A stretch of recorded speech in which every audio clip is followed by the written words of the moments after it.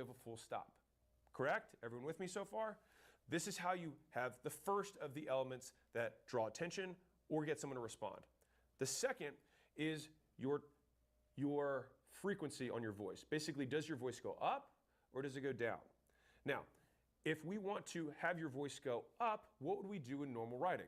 We would put a question mark, which means I could have a single word with a question mark behind it. I might say, John. By saying that, I dictate that I am asking a question and I'm soliciting a response from the person. If I said, John, I'm clearly not asking for a response right now. And so it would then follow that the most important time to solicit a response from a customer would combine the two things that show the customer that it is their turn to talk back to us. So what would that be? We would have a long pause and we'd raise our voice. AKA, you ask them to buy and you shut the fuck up. That's how it works. So the reason I'm saying this is because some of you train sales teams, some of you are being trained by a sales manager, and some of this language is very confusing, and it was very confusing to me as I came up as a salesperson. And as somebody who has trained many salespeople, this is the simplest structure for getting people to consistently speak in a way that gets people to buy. And so as long as you fundamentally know the script, then the volume, the speed, and your articulation should be constant. And the variety that you'll have in terms of your going up and down, that'll happen normally because you actually aren't reading it. The actual words that you'll dictate inside of how you'll notate it on the script so the salesperson knows what to say and how to say it will literally just be these three punctuations: a period, a dot, dot, dot, and a question mark. That's it. And the reason I wanted to make this video is because so many people spout so much bullshit and they say so many words that no one understands that they themselves have never defined. And so they're like curiosity tone. And you're like, how do I do that with my voice? Hey, have ambitious tone. What? What does that mean? You can only do a certain number of things with your voice. And so these changes will make sure you say the words the right way. And when you say the right words the right way, you allow the right words to do their full job the way they were intended.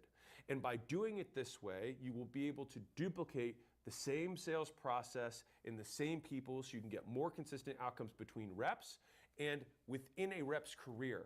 So if they go off track, you as a salesperson or as a sales manager can listen to their calls or listen to their sales recordings and say, okay, this is the language I can use to describe the changes they need to make in order to improve their conversions. Hey, you're not speaking loudly enough, which might translate in somebody say, hey, have more confidence. It's like, what does that mean? Speak louder. Okay, cool. You might be speaking too fast, which they might say, hey, you sound nervous. You're speaking too fast. Just say that. Stop sounding nervous is not helpful. Speak at a slower cadence is helpful. And so I would say that from a tactical perspective, as someone who's trained a lot of salespeople, the third element I said about enunciating the words, fully pronounce each word, will automatically slow someone down who talks too fast when they are nervous. And the point that this is most crucial is in the close. The close is where you need to manage your tone the most. And that's typically where people have the highest emotions, have the highest adrenaline, their cortisol is spiking because their hearts start fluttering because they're like, I hope they buy, I hope I didn't mess anything up. And then also if someone says no in response, that's when the objection handling comes in. And if you talk too fast, it can come off aggressive, right? If you talk too loud and fast, it sounds aggressive. Sound too slow, you sound slow. I'll just put it that way. All right. And so functionally, big picture here, the reason the close has the most pauses and has the one question that matters is because we want to make sure that they're paying the most attention when we're asking them to buy. That's the point. Now, if you look back at the pitch that I just did in August for the book, you'll notice if you look at the entire 2-hour plus thing, where is the longest pause? When I ask people to make a decision, to make a purchase. That's where. And so this is just, and also there's tons of research that supports this. There's 3 big meta-analysis, I don't remember where they are from, Columbia is one of them, where they showed that people who wait up to 8 seconds after asking someone to buy closed 30% more sales. Now, the reason that I think this is very important for anybody who sells anyone is that you have to give people time to process, right? Like if you ask a question, they have to have some time to make that decision. So not trying to fill the space and allowing them the room to then respond increases the likelihood they close. Many people will fill the space that you create because they get nervous or feel awkward in situations where no one is talking. If you had to pick between you talking and them talking, which one do you think sells them better? Them talking. Why? Because people believe what they say, they believe very little of what you say. And so the reason that selling is about asking questions to get someone to sell themselves is because the questions lead them to respond. And their responses, it's what sell them on why they should buy your thing. This is the point. And so when you're in the objection handling parts, so a little bit later, I'll give you one more pro tip, which is outside of the scope of this video, but I think you'll still like it, which is I have spent a long time creating, scripting out overcomes for, time. Hey, I don't have time for this, or hey, it's the wrong time in my life, or I got to talk to my spouse. I need a decision maker. Give me a little bit of time, which is a different thing, which is a stall.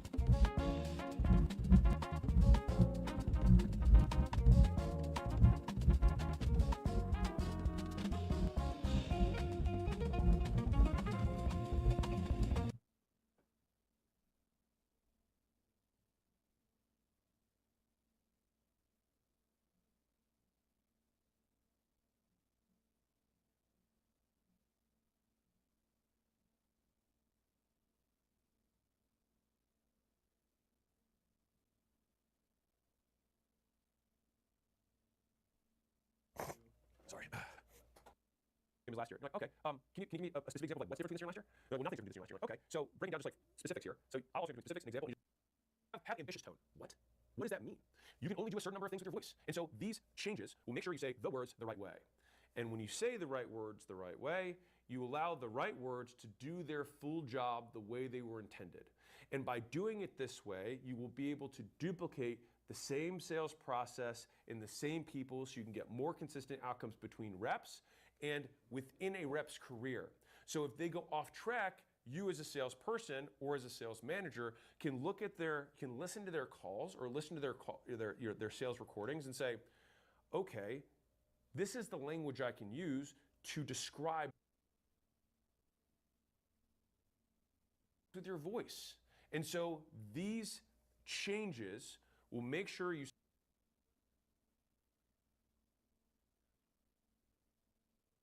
say the words the right way. And when you say the right words the right way, you allow the right words to do their full job the way they were intended. And by doing it this way, you will be able to duplicate the same sales process in the same people so you can get more consistent outcomes between reps and within a rep's career. So if they go off track, you as a salesperson or as a sales manager can listen to their calls or listen to their sales recordings and say, okay, this is the language I can use to describe the changes they need to make in order to improve their conversions. Hey, you're not speaking loudly enough, which might translate it. Somebody say, hey, have more confidence. It's like, what does that mean? Speak louder. Okay, cool. You might be speaking too fast, which they might say, hey, you sound nervous. You're speaking too fast. Just say that. Stop sounding nervous is not helpful. Speak at a slower cadence is helpful. And so I would say that from a tactical perspective, as somebody who's trained a lot of salespeople, the third element I said about enunciating the words, fully pronounce each word, will automatically slow someone down who talks too fast when They are nervous.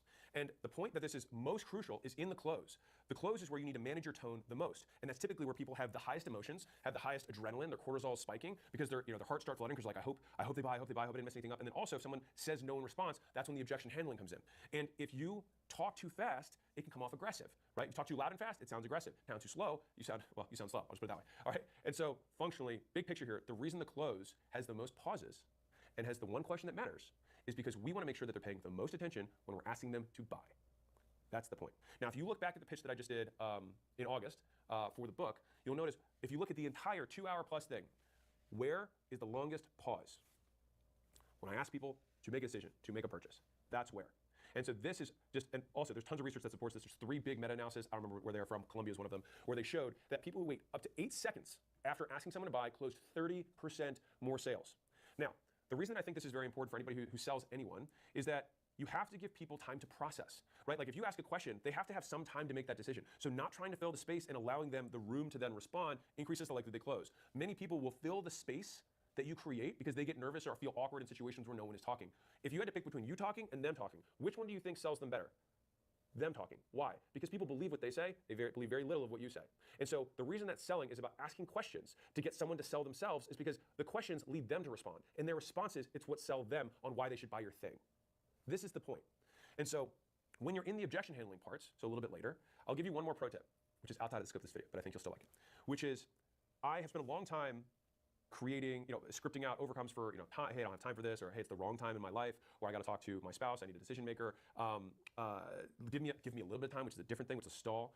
This is really expensive, which almost no one ever says. They just come up with other excuses because this is really expensive, is rare. Then they might say it's out of my budget, or I can't afford this right now, blah, blah, blah. So there's all these different things that I would try and script to overcome these particular issues. And I will share something with you that was a huge aha moment.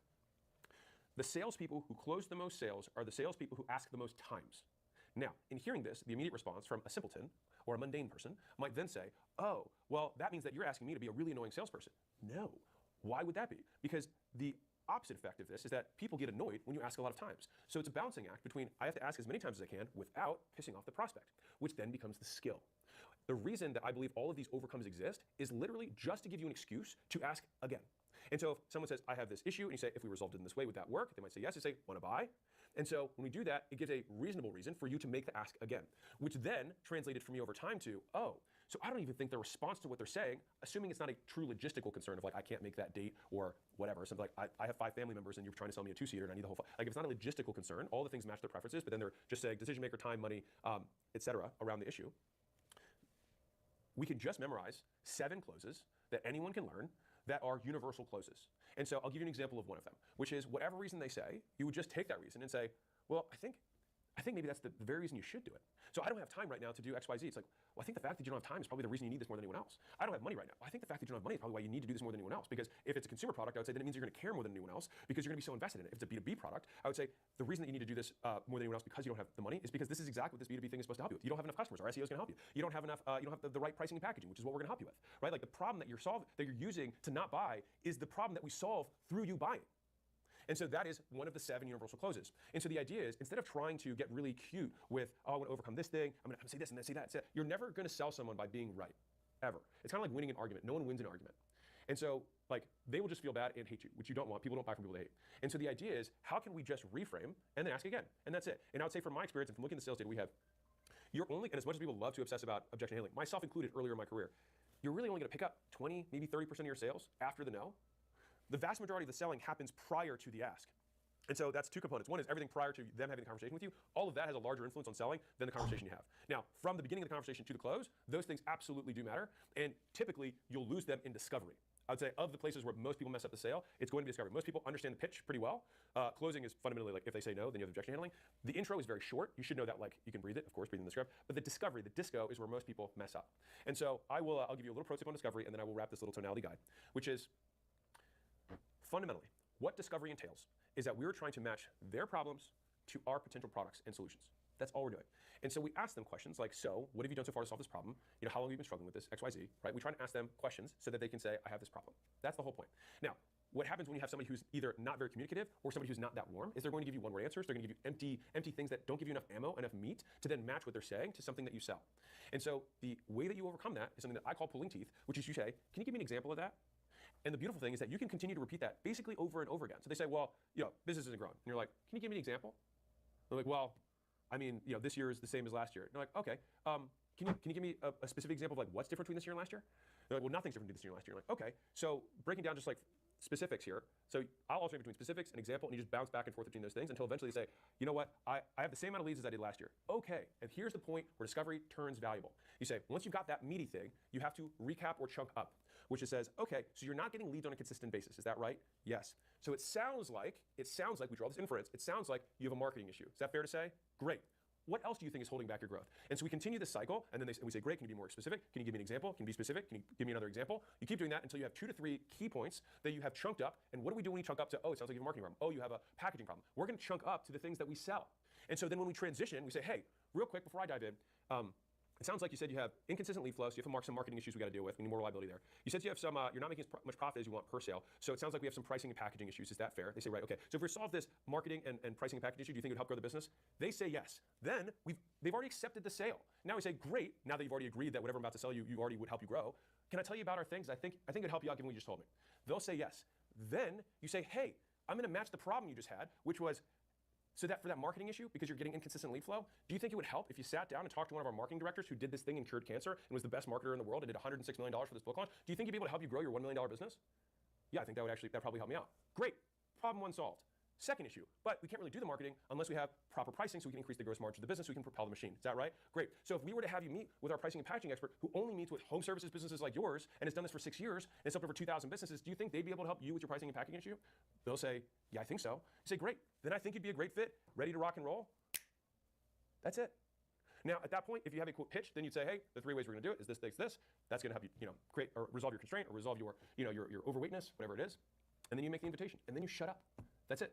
And so fundamentally, the reason that you are not making as much money as you want is because you're either saying the wrong words or you're saying them the wrong way. And if you use the tone guide that I just outlined, you'll have the 3 constants, which is you speak loud enough, you speak at the right speed, and you enunciate every word so they can understand you.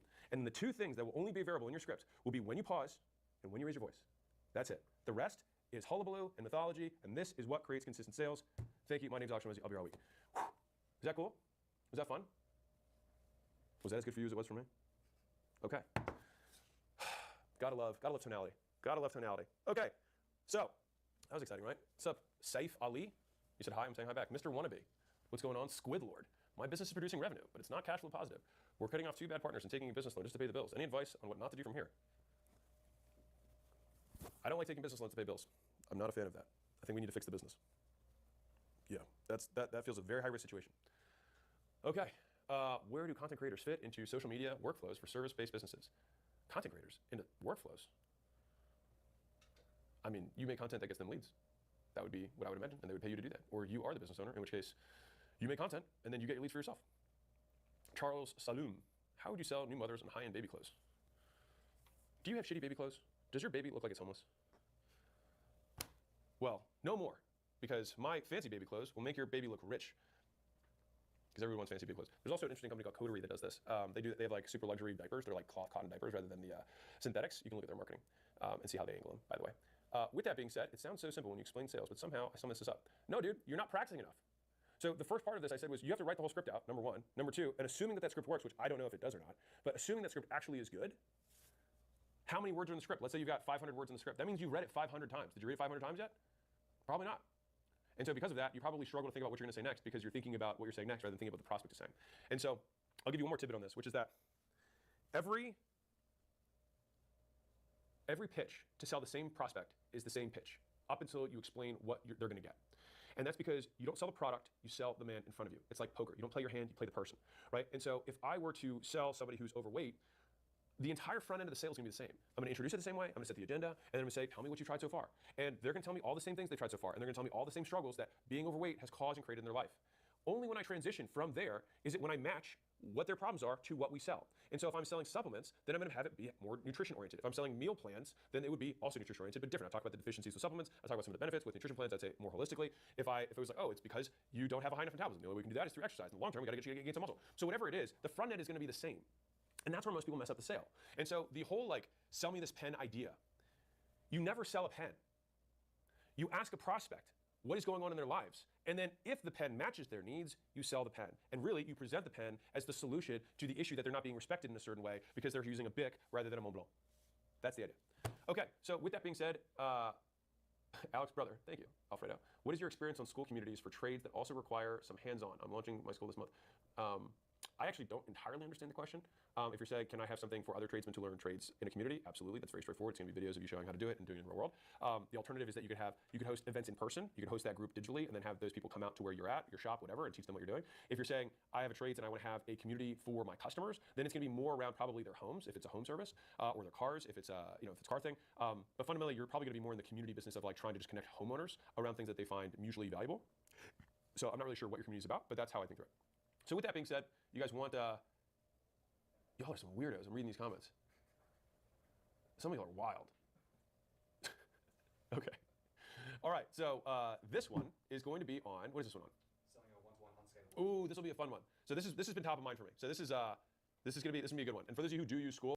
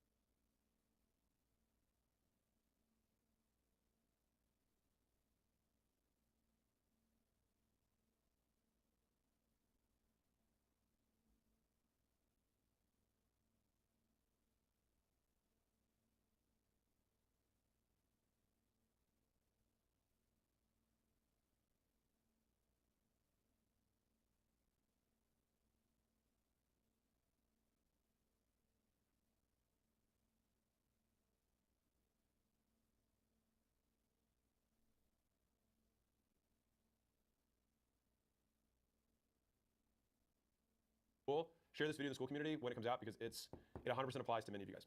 All right, you guys ready to rock? Was that first one fun on tonality? Was that good? Yes? All right, let's roll. Let me clear my nostrils because of how nasty my nostrils are. Hold on. So I can sound pretty for you guys. Okay. In 2016, I had $1,000 to my name, sleeping on a gym floor. 9 years later, I broke the Guinness World Record for the fastest selling nonfiction book and generated over $106 million in sales in a weekend. In this video, I'm gonna show you how I'd build a business if I started all over. So first, here's the fundamental principle and how this applies if you're just starting out or you're a current business owner. This is it. Either sell extremely expensive stuff to a select few or sell something super cheap to everyone. The middle is where people die. And so there's only two winning positions in a marketplace.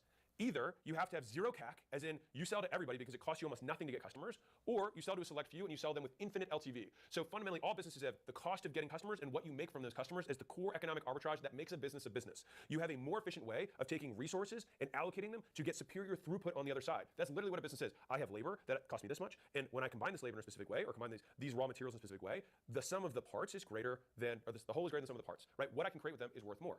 Now, why did I start with sell really expensive stuff or sell really cheap stuff? Let's dive in.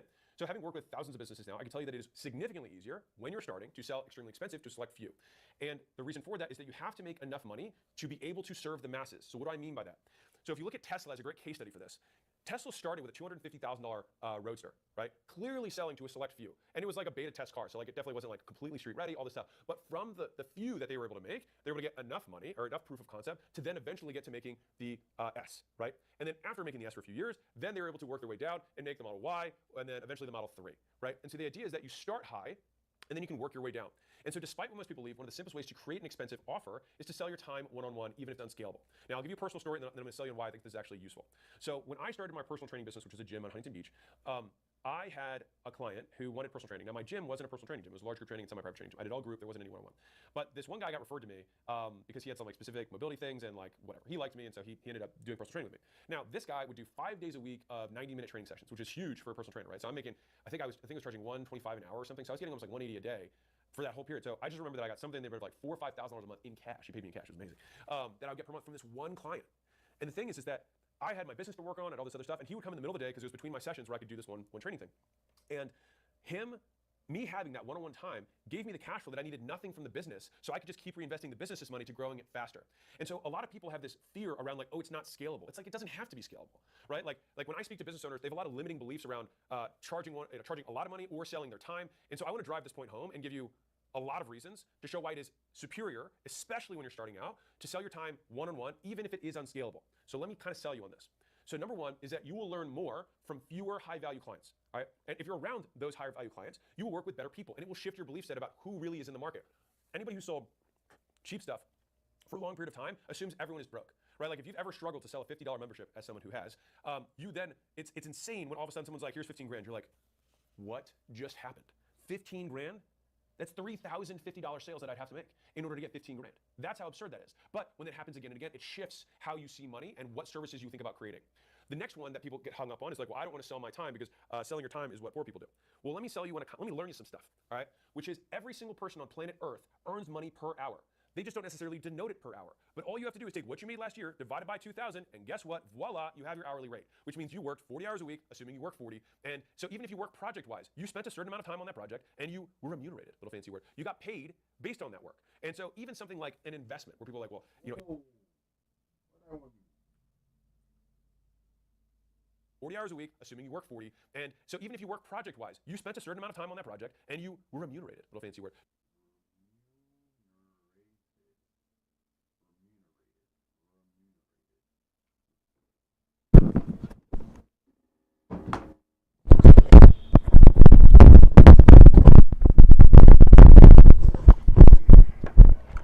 Remunerated. Remunerated.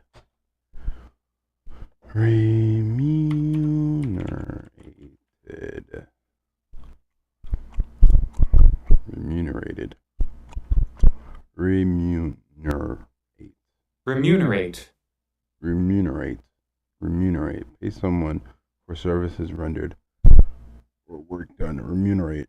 You got paid based on that work. And so even something like an investment, where people are like, well, you know, investors don't trade their time for money. Of course they do. Because you think, oh, Warren Buffett bought this company. He just wrote a check, and then that was it. He was done. But what we're not taking into consideration is the amount of analysis that he does on macro markets, the amount of research that he does on a regular basis, the 1,000 other deals that he did all the diligence on, and then to say no, to only decide to do this one deal. So when you take all that work in aggregate, for sure he's worth it. Now, after he makes the investment, assuming he has no effort inside of it, which isn't always true, but assuming he had none, then at that point, you get increasingly larger returns, but still on a fixed amount of time that he put in. So the proof point is you live in time, and you earn money in time, which means everyone has an hourly rate. And so the idea here is that as long as the thing that you sell your hourly rate for is more than you currently own, you will make more. Next point. When you are doing one-on-one, especially in the beginning, you have significantly more flexibility. Next here is that as you live in time, and you earn money in time, which means everyone has an hourly rate. And so the idea here is that as long as the thing that you sell your hourly rate for is more than you currently own, you will make more. Next point.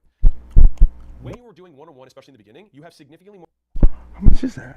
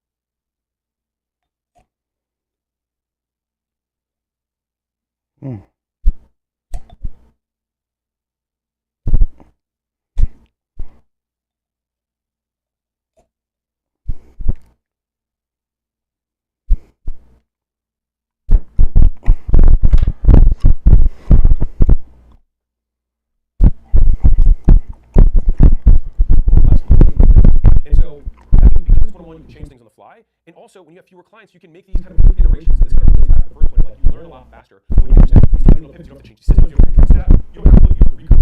You don't have to have the skill of pushing things correctly. It's a great way to maybe test ideas. The next one is that because you can still have the time to choose to do that, you can still make sure that you're allocating as much time as you need to do everything else. And one of the big lessons that I've learned in terms of making money is that when you have demand, cut supply. And so when you cut supply, what does that do? Why is the acquisition.com logo two concepts: leverage, which is a fulcrum, and then a supply-demand curve. Because those are, in my opinion, the two most powerful concepts in business. And so when you have supply and demand at work, which we do, the reason one-on-one is so powerful is because the supply is so contracted, so fixed, it's so small. And so it forces, as long as you don't have limiting beliefs, which is why I'm trying to make this for you, it forces you to raise your price. And so the next one, and this is controversial. By 2000, and guess what? Voila, you have your hourly rate, which means you worked 40 hours a week, assuming you work 40. And so even if you work project-wise, you spent a certain amount of time on that project, and you were remunerated, little fancy word. You got paid based on that work. And so it's something like an investment, where people are like, well, an investment, of course they do. Because you think, oh, Warren Buffett bought this company. He just wrote a check, and then that was it. He didn't know. So we're not taking into consideration the amount of analysis that he does in the markets, the amount of research that he's doing on a regular basis, the 1,000 other deals that he did all the due diligence on, to only decide to do this one deal. When you take all that work in aggregate, for sure he's working. Now, after he makes the investment, assuming he has no effort inside of it, which isn't always true, but assuming he had none, then at that point, he would get increasingly larger returns, but still on a fixed amount of time that he put in. So the proof point is, you live in time, and you earn money in time, which means everyone has hourly rate. And so the idea here is that as long as the thing that you sell your hourly rate for is more than you currently own, you will make more. Next point. When you are doing one-on-one, especially in the beginning, you have significantly more flexibility in delivery. And so that means because it's one-on-one, you can change things on the fly. And also, when you have fewer clients, you can make these kind of quick iterations. So this kind of relates back to the first point of like, you learn a lot faster when you can just have these tiny little pivots. You don't have to change systems. You don't have to retrain staff. You don't have to look. You don't have to recode. You don't have to have the scalable solution fixed perfectly. It's a great way to beta test ideas.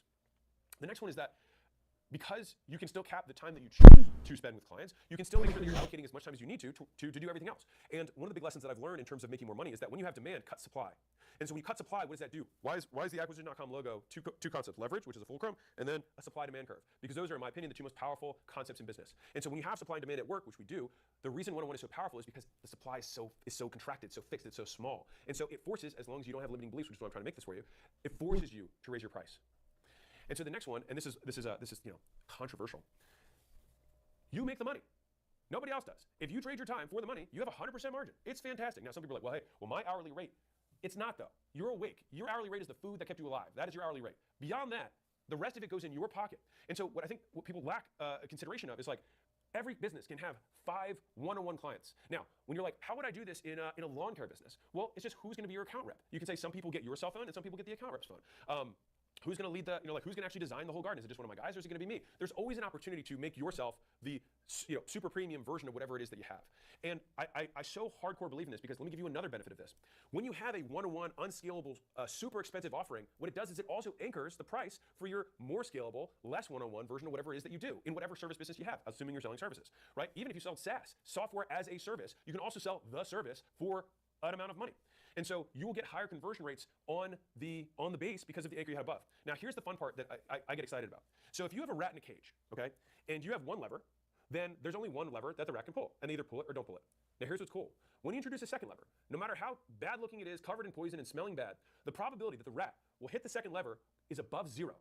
And as soon as you have an option where people can hit the lever, and let's say this lever is a super expensive lever that's greater than 0, why would we not introduce that lever? It's like a lottery ticket that you're taking out on maybe one of these customers is going to choose to spend that kind of money. Now, the question then comes, and here's a fun one. I want to break this loop because I know the next one that comes up, which is, it's still just not worth my time. Bro, it is worth your time if I give you $1 trillion. And so the idea here is not, is it worth my time? It's you have to fix the price so that it is worth your time. That's the point here. And so we have to fix the price to a degree where you'd say, yeah, I'd happily do it for that. Not you would begrudgingly do it or think to yourself, well, no one would ever buy that or no one would ever spend that money. Or I think someone would be crazy. Fine, let them be crazy. Let people live a little bit. Let them be wild. Let them be a little spicy. If they want to pay you more money, you should give them the opportunity to do so. That's the point here. Now, what else happens when you have a super high ticket, unscalable, premium, one-on-one experience? You lift your entire brand.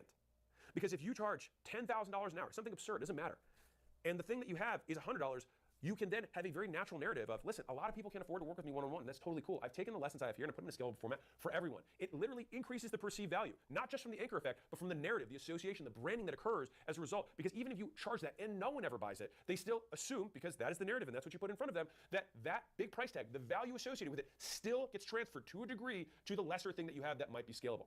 Now, hopefully you're digging this, all right? Like, this is a big deal. Like, every business can do this. Like, this is the action step before we get into like tactics on like how we can make something be perceived as more valuable. The action step is this: just have the price listed wherever you sell. And if you don't list it anywhere, say the price when you offer. And here's the thing that people mess up about this: you must confront the high price. You have to confront it. If you just say like, oh yeah, working one-on-one with me is like $10,000. But anyway, what most people want to do is, no, you have to, in order for an anchor to work, you have to allow the prospect to make a full consideration of the decision, which means you have to say, hey, would you like to work with me one-on-one? It's 10 grand an hour, right? And that's, I think, the highest likely thing that I can do to help you get to where you want to go. And this is what we're going to do over the next period of time. Now they're going to be like, now the thing is at that point, what do? We shut up. We let them take the next, we let them talk. Why? Because talking might result in them saying yes. And if they say yes, you get money. That's amazing, right? And so we're at this point, right now, if they then bulk, you say, don't worry, I'm going to pull out a couple of the components of this and give you this thing that has 90% of the elements of this first thing, but it's significantly more scalable. How's that work for you? They're like, oh my God, thanks so much. This sounds amazing. This is exactly what I need. And they buy. The thing is even if, and let me do the math for you because this is important. Let's say you have 100 customers who buy your thing, all right? If 2 customers, let's say you have a $100 thing and you have a, let's keep the math simple, and you have a $1,000 thing, okay? $100 thing, $1,000 thing, so 10x, okay? Add a zero to whatever the core thing is, to the more expensive one, you can add more zeros, you have my full permission, but let's start with 10. And let's say of the 100 people, 10 of the 100, so 90% of people buy the $100 thing. So you're like, okay, only 10 people are buying the really expensive thing. What does that do to your business? Guess what it does? It doubles the revenue of your business. And not only that, all of that incremental revenue, the stuff that came from those top 10 people, is 100% margin. So let's say that on your 100, you make, on the 90 people, excuse me, on the $100 that you charge, let's say that you make 40% margin. So you're actually making 40 bucks on those 90 people. So you're making $3,600 in profit off of 90 of your 100 buyers. Now the other 10, you make 10 times 1,000, so you make $10,000. So you actually make 3 times the profit on your expensive thing and 1 times the profit on your cheaper thing. So 3/4 of what you make comes from this thing. That's why people miss it, is they don't get the math behind it. You have the expensive thing because even in tiny, tiny volumes, lots of zeros still add up. And so if you're getting started, I would strongly recommend, even if you have a scalable thing, even if you're on school, you have a community, you charge $100 a month, whatever it is, have something that's $1,000 a month. Have something that's $10,000 one time. Have it up there. Just make it available. And when you're thinking about it, have fun with it. Think about the craziest version you possibly can. And so I'm going to give you 3 different frames to working through this, okay? So the frame number 1 is, what if, so we have a 10x, so let's say a $100 thing, we have a $1,000 thing. What if we charged $100,000 or $10,000? So 10x or 100x more than your current thing. What would you include? Just go crazy with it. Just think, if instead of $1,000, $100,000, what would I do? Just write down everything you would do. And then look at the cost of doing all those things. You'd be amazed by this. Many of the things that you do these ideas for don't actually cost that much. And so cross out the ones that are cost, and then look at what's left, and then say, well, I think I could do that. And then ask the question, would you be okay doing that for $1,000 or $10,000? You might say, like, I have $10,000, I can do that. Make it available. The second way to think about this is, if I had to make a service or a product that was only grown off of word of mouth alone, meaning I waved the magic wand and the gods of advertising ceased to let anyone, like literally muted you. You could never make a billboard, make an ad, never do outreach, you could do nothing. And all you have is this one customer in front of you. And the only way that you will be able to get more customers is if you get that customer to tell their friends about your stuff. What would that customer's experience, what would the service, what would the components of the offer look like if that's what it was, if that was the requirement? Write down all of that stuff. And if you're willing to do that for a higher price, present it. And an amount greater than 0 will say yes. And I'll give you a third frame. This is different than the other two, but I think that's still very valuable when you're thinking through how to make something more valuable. Which is this. If you had to now, we've talked about all the upside. Now let's say that we're back to our $100 offer. Right? If we had to, let's make $1,000. Let's say we're back to $1,000 offer. If we had to take everything out of it that is unscalable, but still make it worth 10 times the value. So now everything unscalable is taken out, but we have to make it worth 10 times as much. Now how do we do it? So this gives you 3 different intellectual attack vectors to think through the value creation for making your more expensive one-on-one unscalable thing that in many times will make you more money, especially in the beginning, than your less expensive thing.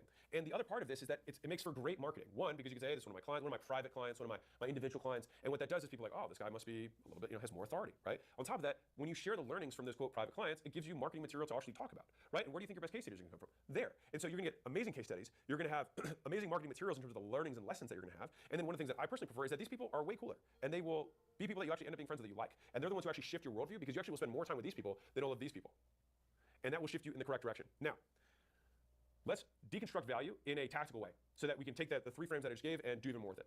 So the first thing is like when we're making anything that's extremely valuable, we're not necessarily going to even sell on time, right? Like you might denote it in time if you so desired, but it's more so like sell the very expensive thing. I like one-on-one time as a component of being very expensive because people all understand what one-on-one means. It's very easy and always inherently valuable because there's a hard cost that everyone can immediately comprehend. So how do we then reverse engineer what someone actually wants? They don't really want your time. They want to buy an outcome. Now, why is one-on-one a valuable vehicle? Because the perceived likelihood of achievement when you do something one-on-one in an unscalable way actually goes through the roof. People believe the likelihood that they're going to achieve their outcome goes way up. So if I had a meal plan that I gave you as a PDF where I said, I will talk to you one-on-one every day, the outcome is still I want to lose weight. But the likelihood that they're going to get there is going to be significantly higher. The likelihood, the ease, how easy it is for them, so it's a different vector, that if they get stuck, they're going to have someone they can go to, is going to go up. And all of these components play with one another. They'll be weird. All right, all these have interplay, right? All of these have, they're interwoven, okay? That's right, just get weird. All right, all these values getting random on each other. Jesus, here we go. All right, so number one is we have to understand the dream outcome. If you are not speaking in terms of what the person actually wants, you will sell fewer people. And so number one, here are the 2 steps, very straightforward. Pick the right avatar. Do not try to make your unscalable expensive thing and then think about the person who's currently buying your thing for $100 and think, what would this $100 person be willing to spend $1,000 for? Do not think that. Likely, the person that's going to spend $1,000 is a different person. So you have to think about that person, not the person underneath. Next, once you have this avatar, they have the money, they feel the pain, they're easy to reach, right? Then we have to think, how can we describe their pain more accurately than they can describe it themselves? And so the big hack, and this is also new with some of the AI stuff that's out there, is go into the books that people are buying in your niche and then extract the reviews and then get the quotes that are specific to their pain. And so one of the really interesting things about copy is that if you can articulate someone's problem better than they can, they will inherently believe that you can solve it. Now, maybe this is a cognitive bias, I don't know, but I'll say in my personal experience, if some tarot card reader read me exactly how my life is going to the T, I'm gonna be like, oh my God, you believe them. Because there's no way someone could know this much about the pain and not know how to solve it. So this is what we're talking about, the dream outcome. It's like, make sure we're talking about the right avatar, but what they really want in the way that resonates with them specifically. Because pain and persuasion only exist in the specific, never the vague. And if you do this successfully, your pain can be a greater motivator, or rather their pain and your description of their pain can be a better motivator of persuasion and action than a greater promise. So that's the outcome side. Underneath of that, we have perceived likelihood of achievement, which I touched on briefly within the vehicle of one-on-one. But within this case, your reputation over time acts as almost an implied guarantee. And the nature of the delivery also has some level of implication that they're going to get the completeness of you. And so as long as they believe you are competent, number one, and two, have strong intention to help, the likelihood that they believe that giving you money will help them get what they want goes really high. And so that's why I like one-on-one. That's why I like unscalable. And to be clear, just cap it. It doesn't have to do it all the time because that will get in your way long term. But in the short term, it can allow you to live on this and then cash flow all the growth. And so this is me giving kind of like the bootstrap strategies to growing a big business is like be willing to take 5-10% of your time, charge 10 times more, and make enough income from that that you can take all the other money and go aggressive, go on the offense with it. So third one is speed. Now, if I had to pick one thing, that I could do to maximize persuasion, it is speed, or the inverse, latency. How do I decrease latency? How do I increase speed so I can make sure the outcome happens as fast as possible? Because latency beats magnitude 7 days a week and twice on Sunday. The reason that Facebook and Instagram and TikTok have you addicted is because of the delay, or the lack thereof, of reinforcement for the actions you take on the platform. And so they don't even pay you to consume their product because they have figured out how to reinforce behavior. And so they've done that because of the speed of reinforcement. And so the reason that this is important is that it will motivate someone's action to buy more than just about anything else. So you're not going to sell someone who's wealthy on how much money you're going to save them. You'll sell someone who's wealthy based on how much time you're going to save them even more. Because money has an implicit value. Their time is the one that over time will become significantly more valuable than money. Now, of course, they're going to make that translation, but I'm giving you a thinking frame of like, if I want to go after the wealthy, go after their calendar, not their bank account. The bank account will come when you open up calendar space. And so one of the things that anyone can do to sell that expensive thing is just take whatever the delivery time you currently have and cut it in half, cut it in 2/3. And if you had a one-on-one service or higher tier service that should add a 0 or more, you can say you will always have product. You will always be first in line. When I have a new thing, you'll be the first one to see it. Whenever there's an emergency, you'll be the first one. I'll pull someone off the job to come to your house, right? I'll be the one who personally shows up. All of these things are about speed. You'll never have to wait over a certain period of time. I'll always respond within 60 minutes. Always respond the same day. Whatever that SLA or service level you want to make is, those things, like think about the vectors of value and charge for them. Fourth, effort and sacrifice, right? So what does this mean? The higher the number, the more done for you, the more turnkey someone expects something to be. And so the idea is we want to go through the customer experience. This is how you reverse engineer ease. You go through the customer experience and you take a note every time you have to do something. Every time. Now you might find out that in order for someone to get the outcome that you want, they might have to take 10,000 actions. It's a lot of actions. And so then what we do is we systematically go and reverse and delete friction point by friction point, actions that they need to take. And so this is the process of making an exceptional product. Now, it might cost you more money to make this product, which is why you charge more money for it. So if you have, of course, there's technology that can automate some of this, but for many services that exist in the real world, which 70% of people or 80% of people in the US at least are service-based businesses, then you're going to spend some more money. Now, here's the magic of this. Well, some of my business relies on other vendors or other parties. Guess what happens when you charge 10 times as much? You can pay them more to prioritize your customers. And so this allows you to make your own priority ring on top of that. That allows you to consistently outcompete competition because you pay your vendors, you pay your partners better than anyone else does because you have this service tier. And so the TLDR, big picture, is that number one, if you are starting out, selling fewer people is easier. Number two, when you cap your supply, you can increase your price. Number three, you will be able to learn more from these few customers than you will from very small interactions with many. Number four, these customers who are wealthier will expand your horizon of what is possible. Number five, if you're in a service-based business, there is only one direction that you will go. It is more expensive and it is upmarket. That is how you will measure progress in any service business, period. How can I prove this? Because the other direction means that you're going to go more towards automation because there is a floor on how much you can pay people. And there's certainly a floor on how much you can pay really good talent. And if you're in a service business, you're going to want to have the virtuous cycle of charge more, attract better people, so you can charge more, so you can attract better people. That's the game. When you go the other way and try to be a low-cost leader, unless you have automation and hardcore offshoring, and that was day one the strategy, you're going to be in the middle that dies.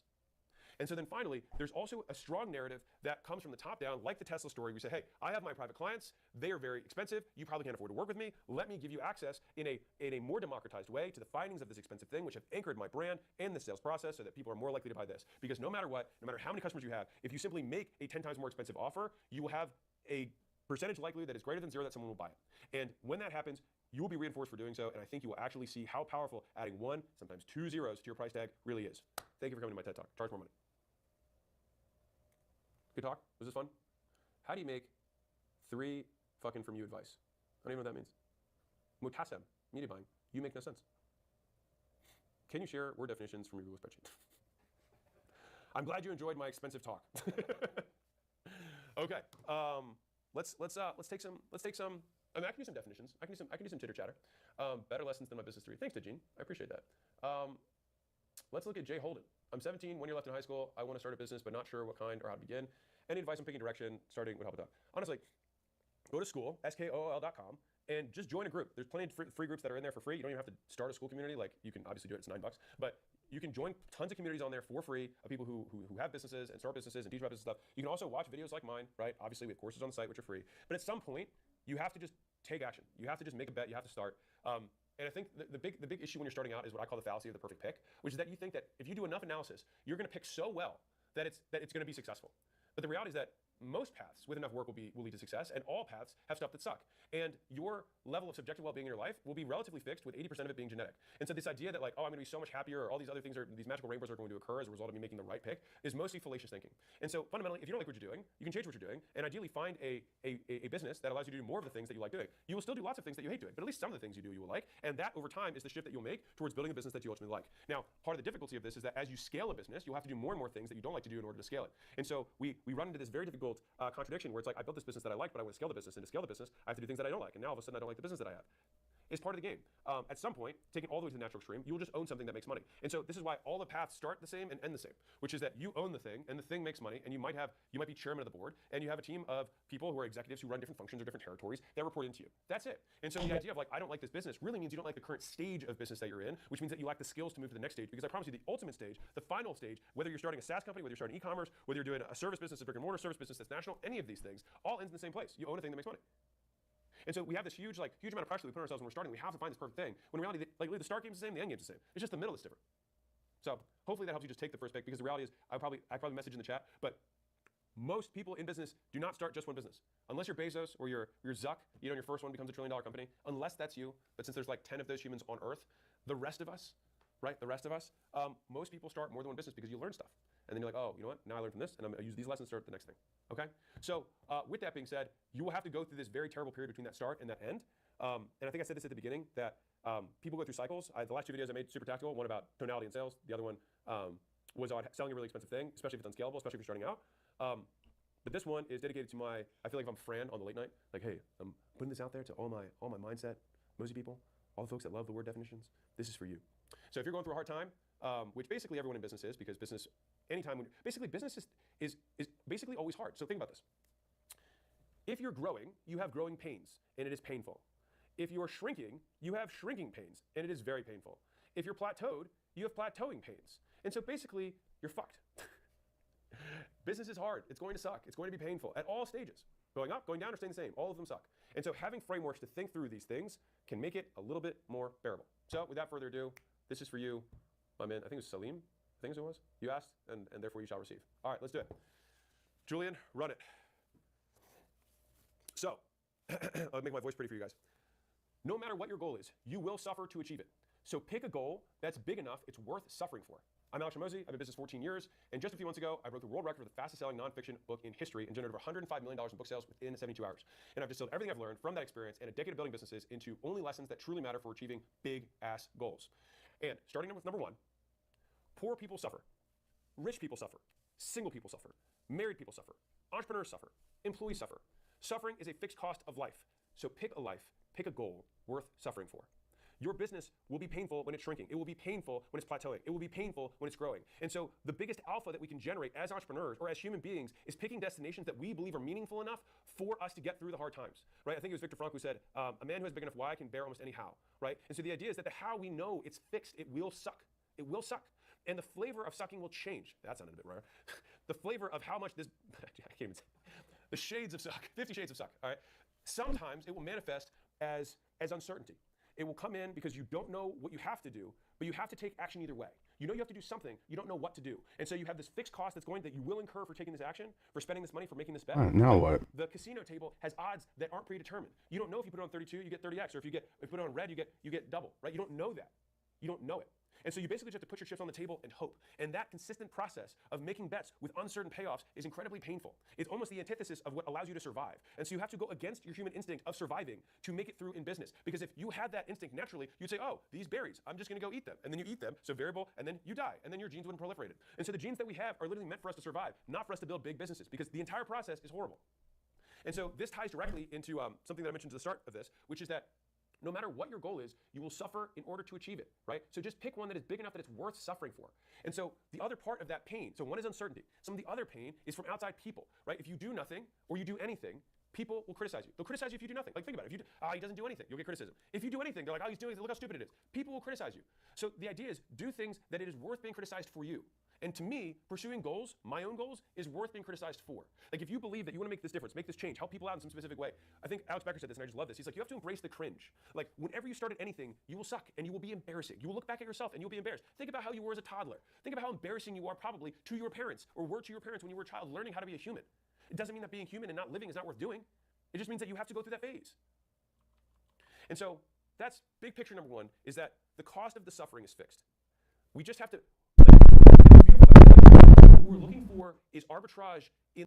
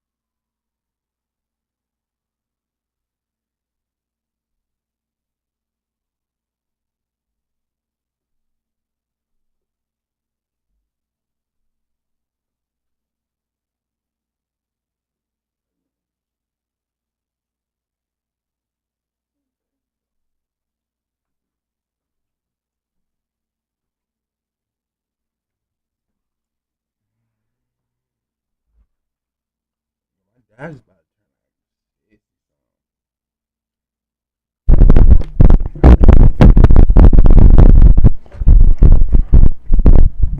in the difference between our suffering and what we have for it. But the beauty is our suffering is relatively fixed. Life is hard. But what we get for our lives is what we get to pick. And I think that's pretty cool. Like we get to pick how big we want our goals to be. And so this fixed cost, like let's say someone says to you, whatever your life savings is, whatever the amount is, your life savings is a lot of money to you. It's your life savings. If someone says, I'm going to take your life savings, and you get one thing, wouldn't you make that one thing worth giving your life savings for? And so it's the same idea, is that like your cost is going to be suffering. It's going to be uncertainty. It's going to be criticism. It's going to be mistakes. It's going to be failures. It's going to be feeling stupid. It's going to be looking cringe. It's going to be looking embarrassed. That's your cost.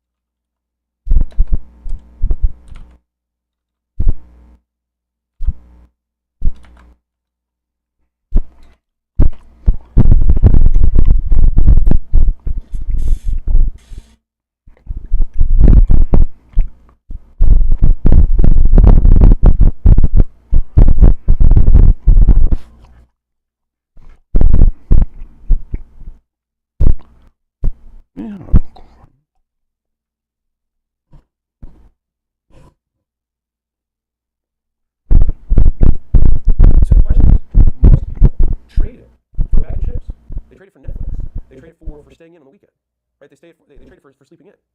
And that's why it feels even worse, because you traded your life savings, you traded your life for something that wasn't worth it. And so we can't control this one, but we can control this one. And I think that's the value.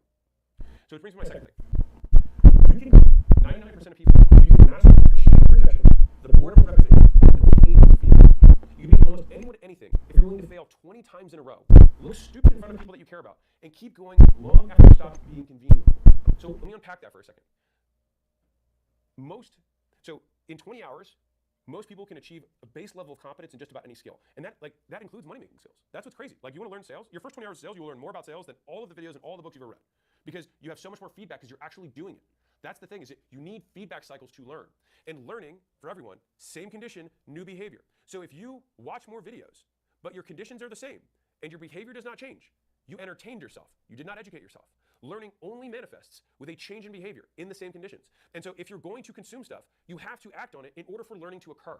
And so I say this because as somebody who once was a wantrepreneur who liked to tickle my ears with, that sounds weird, with different books and self-help stuff, I realized one day, this was when I was 21 or 22, I had read like 14 self-help books over like a quarter.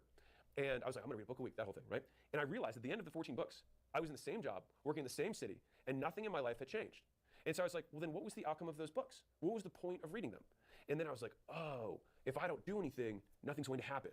And so then at that point, I then vowed that the next book that I read, I would do everything in the book, and until I'd done that, I wouldn't read another book. And then I quit my job and I drove across country, and then a lot of things changed, right? But I say that because some of you guys are in that boat. But it scales all the way up. So, number 3, you can change your entire bloodline the moment you realize that what you do next always matters more than what you did last. And so even though I'd read 14 books in a row, it doesn't mean that on my 15th book or your 15th book or your 15th video or 500th video, that what you choose to do after that can literally change and can overcome, can supersede everything that came before it. And I think if that's not an inspiring message, I don't know what is. And so I saw this tweet the other day by Chimp. So Chimp, what up? Maybe you'll see this. And I don't know if Chimp's a guy or a girl, so I guess we'll see. But this is what he or she said. The past 9 years feels entirely wasted, to be honest. I was 23. This year, I turned 32. No job, no wife, no kids, no generational wealth like I promised myself, that it would all be worth it. I just fumbled my 20s chasing imaginary numbers on the internet. What the fuck? So I read this, and I think it hit me when I was scrolling on X. And the thing is that, like, if you ask high school seniors, which of them believes that they will be a millionaire by 25, it's over 50%. And to me, that demonstrates a huge amount of delusion. People have no idea what it takes.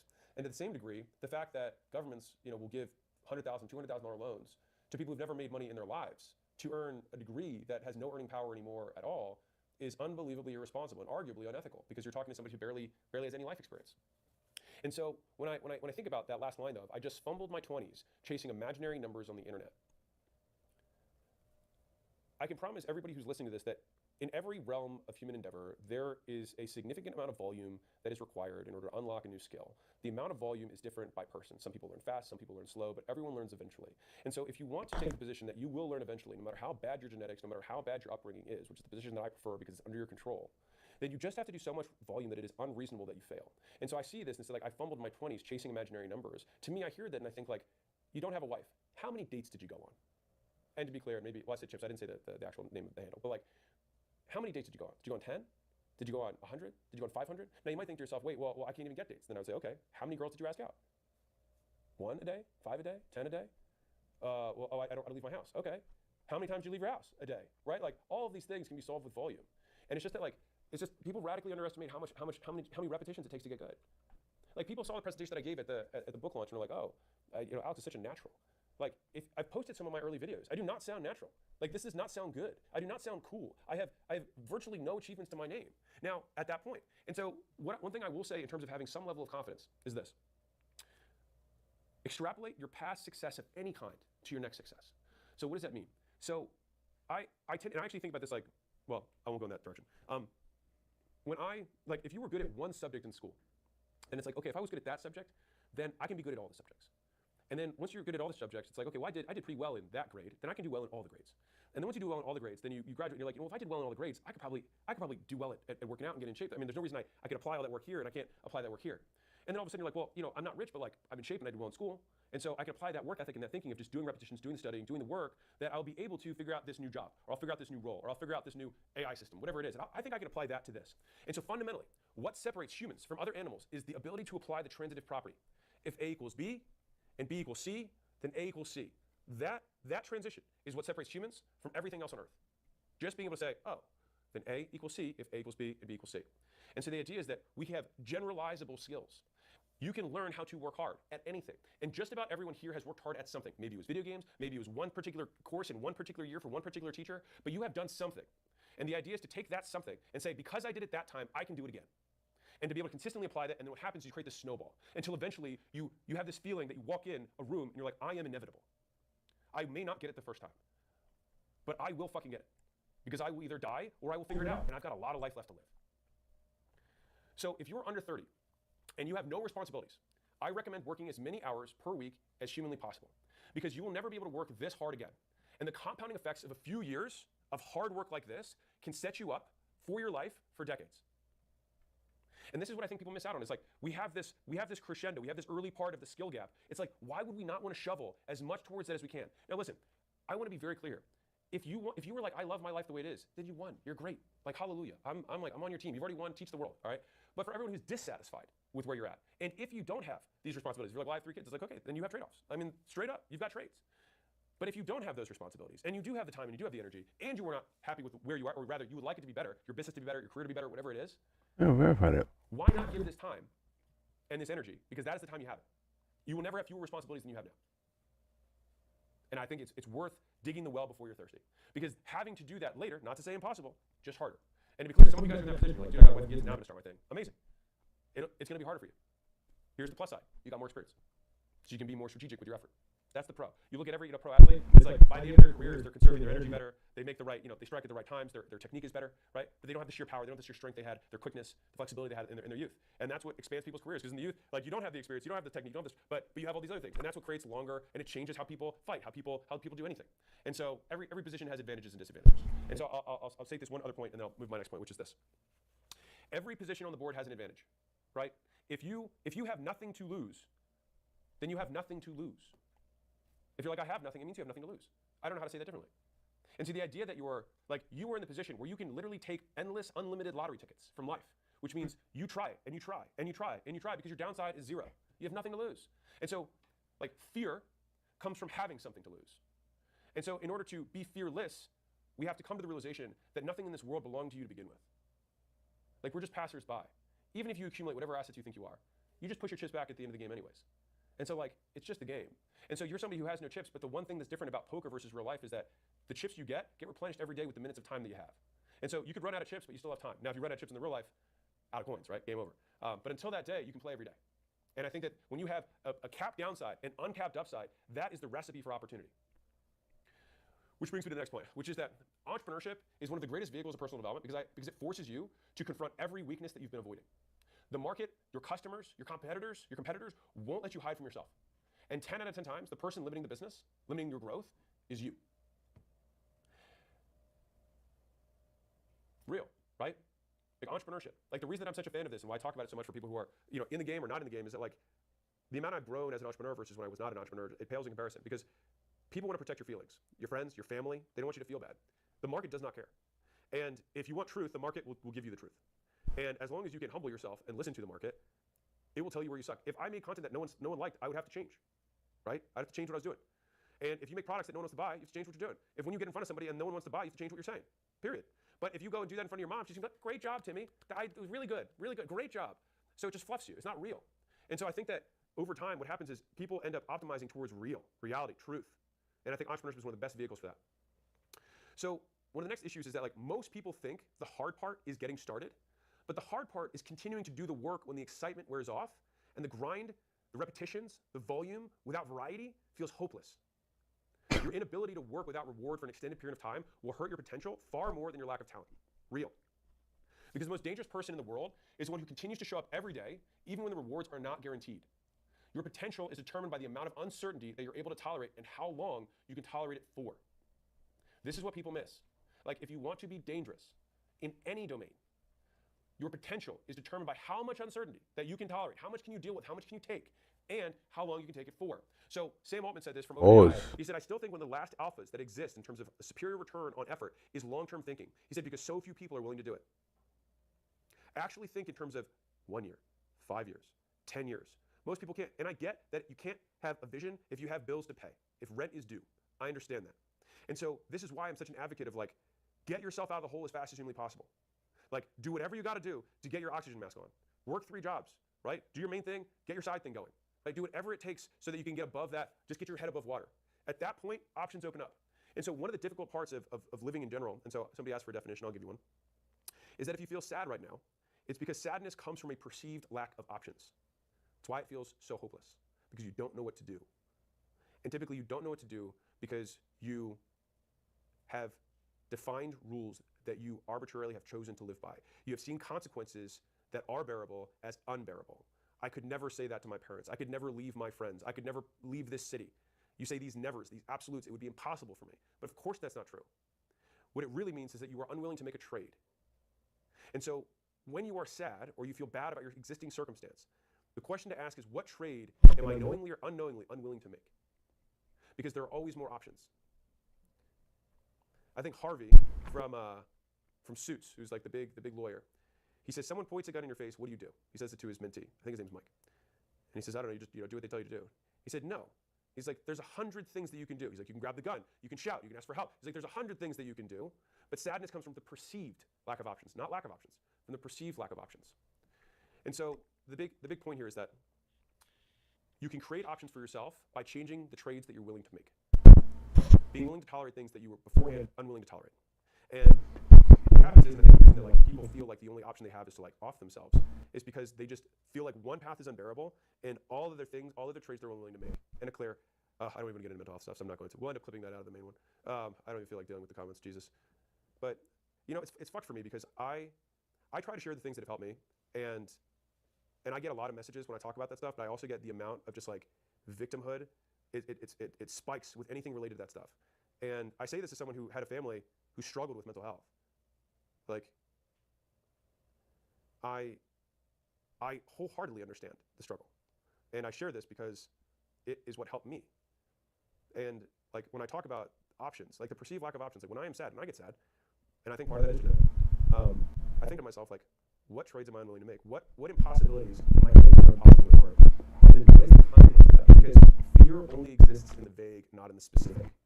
And so when I want to walk myself down an uncomfortable path, I start playing out, but no, what would it really look like? Okay, let's say I could never disappoint my parents. No, but what would it really look like? I would go there, and I would say I was leaving. And then what would happen? They would block me, and I'd have to physically fight them to get out of the house. Okay, am I willing to do that or die? Well, I prefer to stay alive, and so I'll do that. And if I had to fight them, I would fight my way out. Okay, but assuming they didn't want to have a physical altercation with me, what then would happen? Well, they probably wouldn't talk to me.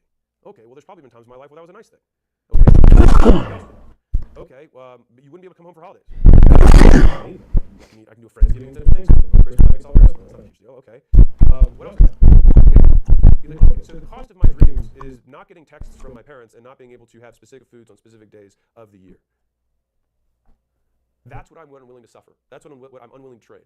That terrible experience. And I think when we frame those things in the specific, all of a sudden these fears we have around the decisions, the actions we know we need to take but aren't, all of a sudden begin to melt away. And I think that is where the chains we put on ourselves get broken. And so people underestimate how much effort it takes to stick with one thing. So this is me transitioning back to reality. So next point. People underestimate how much effort it takes to stick with one thing rather than jumping to the next shiny opportunity every 6 months. The price of wanting to be good at everything is being good at nothing. And so this happens in all stages of business. So being good at everything versus being good at nothing, typically you can think about that as a business owner in terms of the number of services, number of products that you try to buy, the number of SKUs, because you're like, well, they want this, well, they want this, they want this. If they're going to feed customers everything they want, they will create their own demise. Nobody wants the thing that has everything. It doesn't work. Right? This is where simplicity, this is where design, this is where elegance, this is where removing friction. All of these things matter, but they are strategies. They are decisions, and decisions comes from the Latin, which means decidere, which means to cut off, which means which path do we remove when we make decisions. And when people are afraid of making decisions, they say yes to everything because they're so afraid of saying no.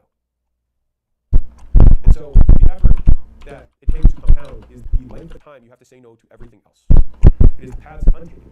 The opportunity that you leave in your mind imaginarily that you're missing out on is the price of getting good at any one thing. And most people can't succeed on whatever they're going for if you just give it 6 months. 100 days, that's less than 6 months. But if you just did one thing for that period of time, you'd be amazed at what can happen.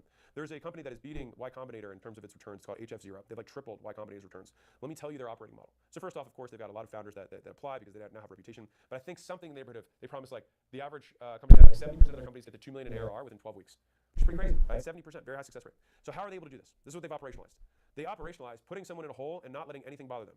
So this is a residence. People fly out, founders fly out, they go in these windowless rooms in the basement, and they take care of literally everything that the founder has, and they remove every distraction. And so the only thing that they have to confront is the work in front of them.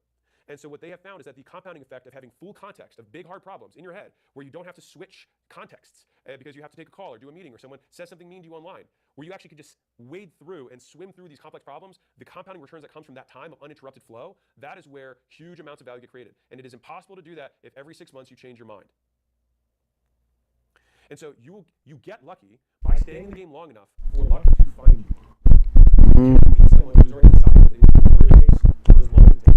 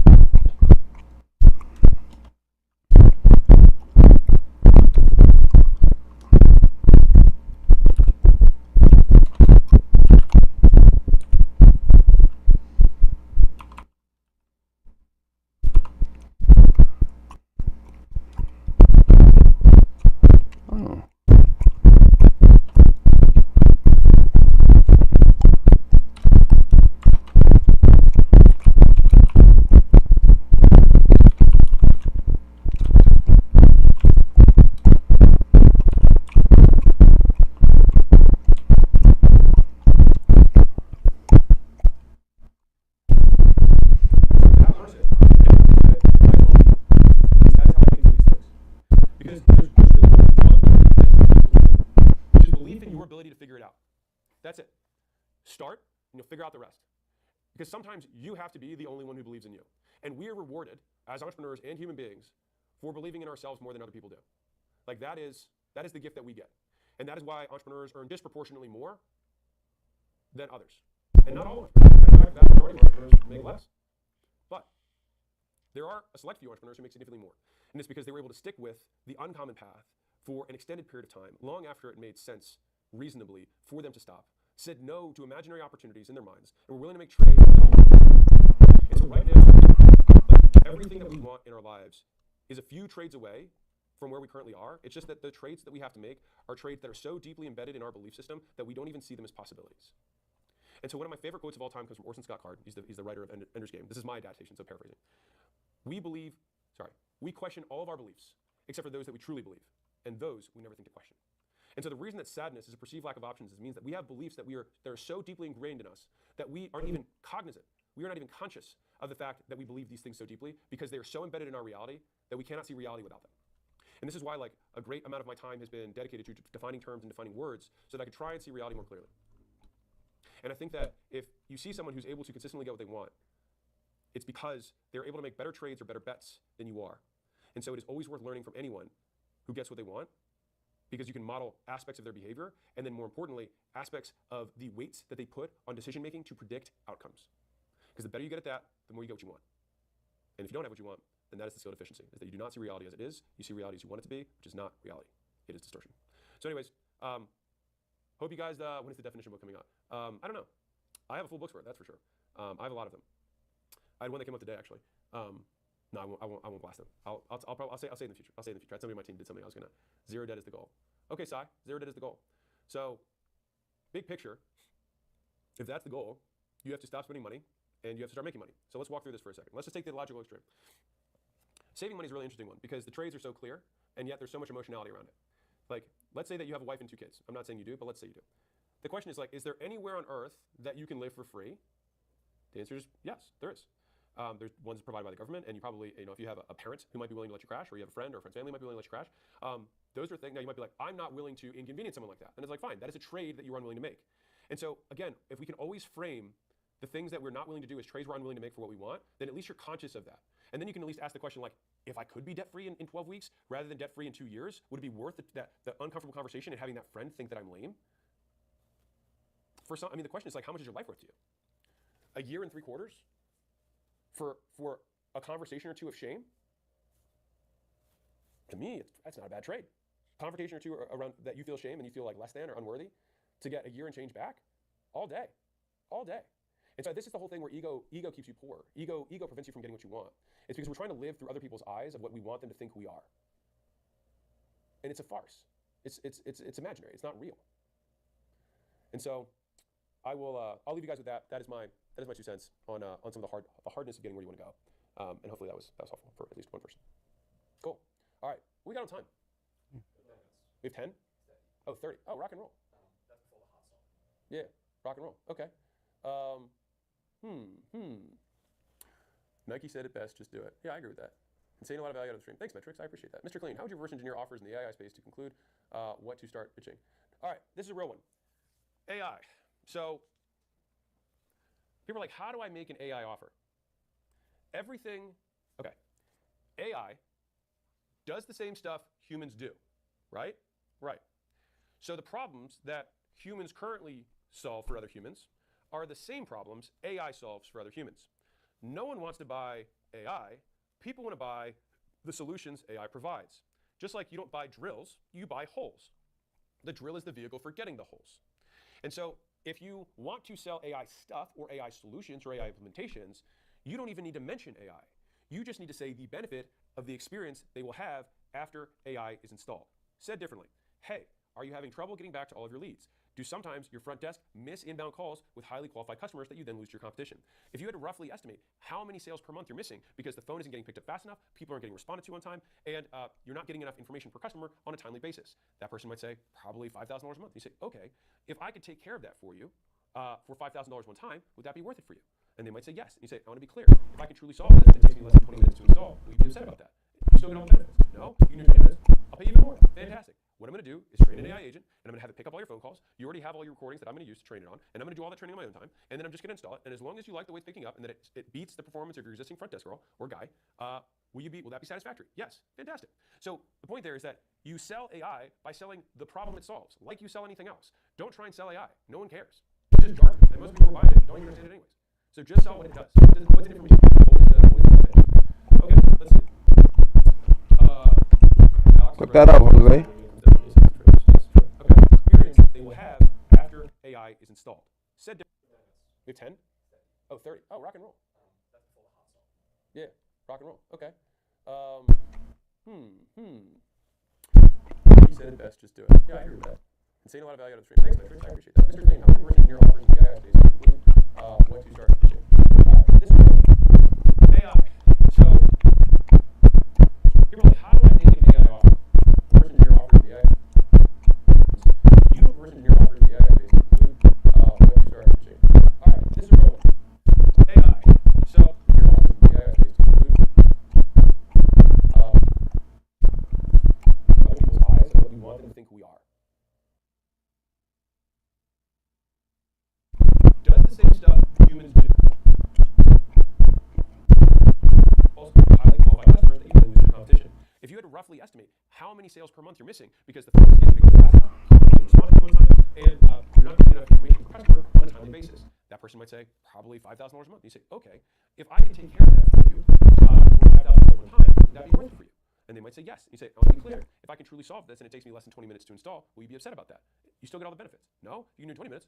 I'll pay you even more. Fantastic. What I'm going to do is train an AI agent, and I'm going to have it pick up all your phone calls. You already have all your recordings that I'm going to use to train it on, and I'm going to do all that training on my own time, and then I'm just going to install it. And as long as you like the way it's picking up and that it beats the performance of your existing front desk girl or guy, will that be satisfactory? Yes. Fantastic. So the point there is that you sell AI to highly qualified customers that you then lose your competition. If you had to roughly estimate how many sales per month you're missing because the phone is getting bigger faster, you're responding to on time, and you're not getting enough information from the customer on a daily basis, that person might say probably $5,000. You say, okay, if I can take care of that for you for $5,000 a time, would that be worth it for you? And they might say yes. You say, well, you could. If I can resolve this and it takes me less than 20 minutes to install, will you be upset about that? So no benefit. No, you do 20 minutes.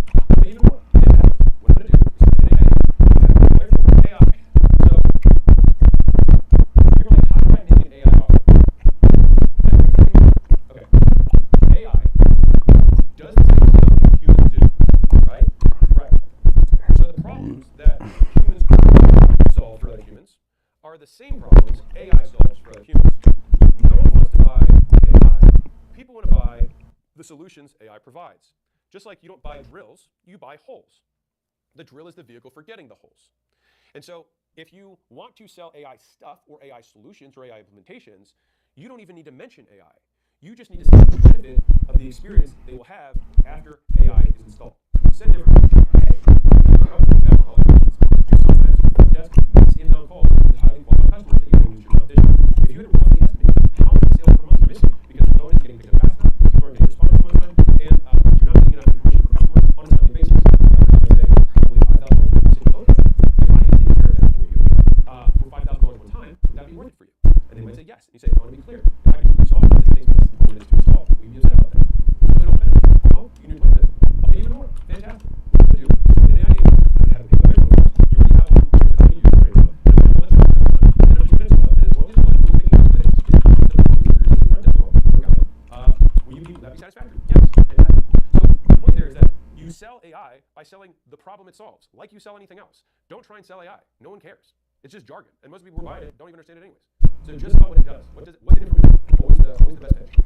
Okay, let's see. Alex is right. Just needs to be told again and again. It comes down to basics and trade-offs. Yes, true. Okay, let's see here. John, I'm finding it hard to surround myself with people as ambitious as I would more than know what people with them, but it's hard getting their attention and needing advice. All right, Marjan, be real with you. It will be easy to get their attention if you succeed. Being ambitious without the actions that come from ambition mean you just have big dreams. And many people have big dreams. What is rare is the people who are willing to suffer the costs of making them into reality. Like, it's the size of your action that determines your outcome, not the size of your dreams.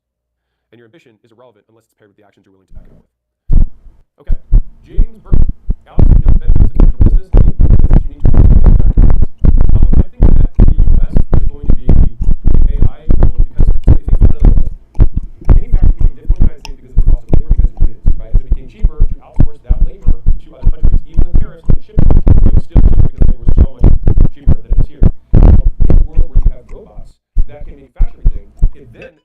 cost basis changes materially to, number one, hard materials, and number two, energy power.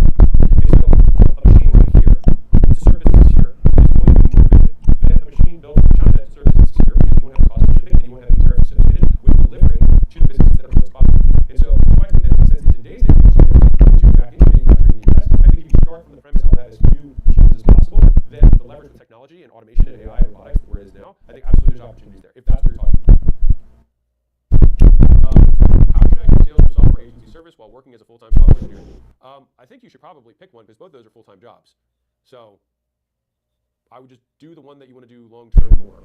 If I had to bet, it depends how good you are at coding, but I would say coding is a skill that takes longer to learn than sales if you're taught well. Most people don't get taught well, which is why sales takes them a long time to learn. Alfredo, how much should I sell my kidney? Well, it depends on the price, it depends on who's buying it, it depends how many kidneys you have, right? And how many you need. So let's say you have multiple kidneys and someone's willing to give you $1 trillion for it. In that instance, it might make sense for you to sell the kidney. If you only have one and you sell it, you die, then it probably wouldn't make sense in that condition. Depending on, maybe for you, it's like this dollar would cause a fair amount of money to buy for it, and so it's fine. So I think it's an entirely individual question. Great question, Alfredo, like the pasta sauce. Okay. Hang loose. Do you have any tip on getting hired fresh out of business school? That's actually kind of funny. Well, congrats on going to business school. You're kind of like setting yourself up for this one, so I'm gonna not dunk on you. It's tough though. There's a lot of dunks coming to mind right now. Okay. I feel like, what business did the business school teach you? And I would go to apply to businesses where my relevant business knowledge applied, and then try and get them to give me money in exchange for that knowledge and experience. Probably not the sexiest answer. I would bet that it's kind of like the girlfriend thing earlier. Like, have you gone on 500 dates? Have you gone to 100 interviews? Well, no one picks mine. Okay. Have you done more research on those companies and then sent manual messages to multiple people in the firm about how much you care about this particular company? Have you shown up in person? Right, all those things that work pretty decently well. It's the unskilled stuff that people pay attention to. Also, handwritten. Like, big hack for everything. In a world where everyone gets personalized emails, especially with AI, like it's getting more and more personalized, blah, blah, blah. Like, hey, I saw that your CEO was last month made this thing. Like, that's how we're personalizing stuff.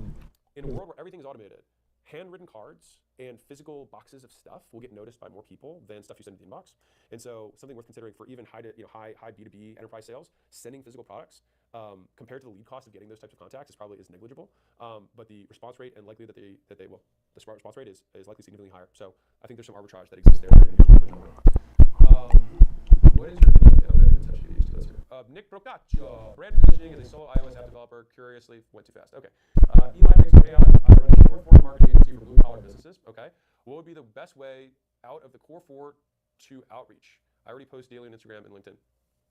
So that was a weird question because the core four is outreach, content, and paid ads. So I'm not sure, like, what is the best way out of the core four to outreach? Maybe just what's the best way to outreach? You already post on Instagram and LinkedIn. I think but you can absolutely do outreach via email and cold calls without the avatar because they are typically solopreneur or they have a handful of tradesmen underneath them.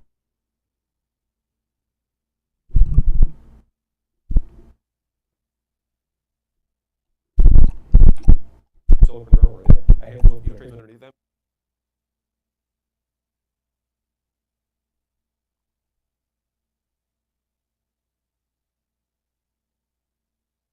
And if you're like, well, how many? It's like, well, you have to play percentages. People call like 10 businesses and say no one bought. Outreach doesn't work. It's like, dude, you need to do 1,000. You need to do 10,000, and you'll get the business you want. It's just people's frustration and failure tolerance is very low. All right, Henri Chomet. Hi, Alex. I'm 19 and working since I was 15. Cool. I hate my job, and I want to pursue my art. It's one of the only things that I truly love. What advice could you give me? Okay.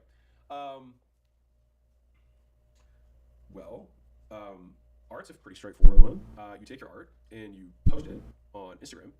And if people like it, they will ask you for it, and then you can sell it to them. That's like thing one. Thing two is you can start creating templates around the art if you want to make more money, and start running ads to sell multiples of the exact same thing. That's thing two. Number three, if you have a specific type that you're really good at, going ahead and making art for influencers, that's also going to be a really good job of this. They like a specific combination of style and mediums, things like that they did. There's like glitter and physical and school canvases, and they would do that, but then they put the face of like influencer on it, and then they would tag the influencer, and then people would be like, oh man, this is so cool. And then sometimes the influencer would be like, shit, I'll buy that from you. And so either you get free marketing because the influencer shares it, which they often will. Like I almost always share fan art if it's good. If I get a stick figure with a smiley face, I probably will. But like if I see like fan art, I almost always share it. And so that will give you shares, which is free impressions. Like no one can pay me to do something like that, but if it's really good, your work is good enough, it speaks for itself. That would be a marketing angle. And then also if I really like it, I'm just like, dude, I'll buy it. And then there you go, right? So there's a lot of ways to make money with art as long as it's cool. Now if nobody likes your art, then that's a different thing, right? Then like you can do the things you don't like, so you can do the things you like. Yeah, there's three different strategies for marketing your art business. Okay. because that was helpful. It's very hard to read this. Just pick one. There we go. Okay, silent genius. Alex, I know it's unfair to ask perhaps even lazy. Okay, but how do I pursue greatness without worrying about the road not taken? How does someone focus when they've never had an outcome before? Well, you have had an outcome. It's just smaller than the outcome you want. And so it's much more of a snowball of turning one thing into the next, into the next, and the next. Like you woke up this morning, you put on your clothes, like that is an outcome. For somebody who's depressed, that is a monumental achievement. And so the idea is like, we just draw the bar at the biggest achievement you got, and we just leverage that one.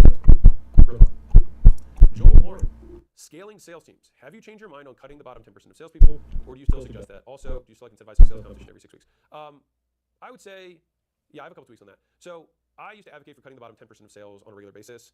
I no longer do that because I feel like I've gotten better at making the culture of a team exceptional. And basically just the 10% was an earlier version of me's forcing function for cutting people who should already have been cut.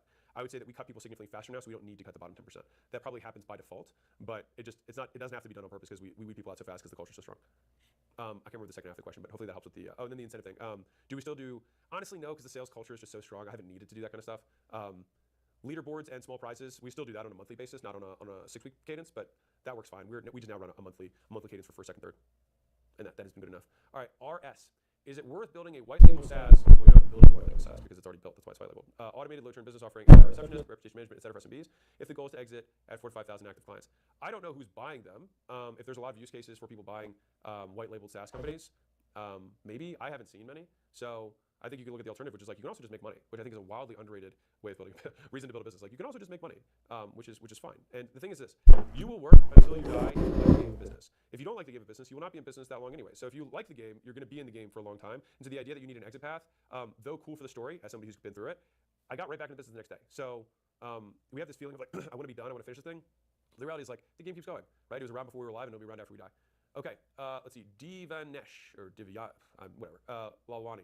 How to make it easier to enforce positive behaviors on yourself and make it harder to give into negative behaviors. Change your conditions, change your environment. Like, I don't have my phone on me, but I have several screens that when I try to open up a social media app, it forces me to take 5 seconds and take breaths before I get into it. On top of that, I have another layer that if I work, I turn that on, that just makes it impossible. So it's either impossible for me to get on social media or very inconvenient. And so that's just an example of a small thing to do, but it's like, don't have ice cream in the house if you're trying to get in shape. Don't have cookies. Don't have the things that you overeat, right? If you don't overeat, not a big deal. Can you make sure that you have a gym that's close by? Can you go to a gym that you like? Like, if there's a gym that you really like that's $40 more a month and you are more likely to go because you like it, pay it, right? So I want to change the conditions to maximize the likelihood that reinforcement occurs.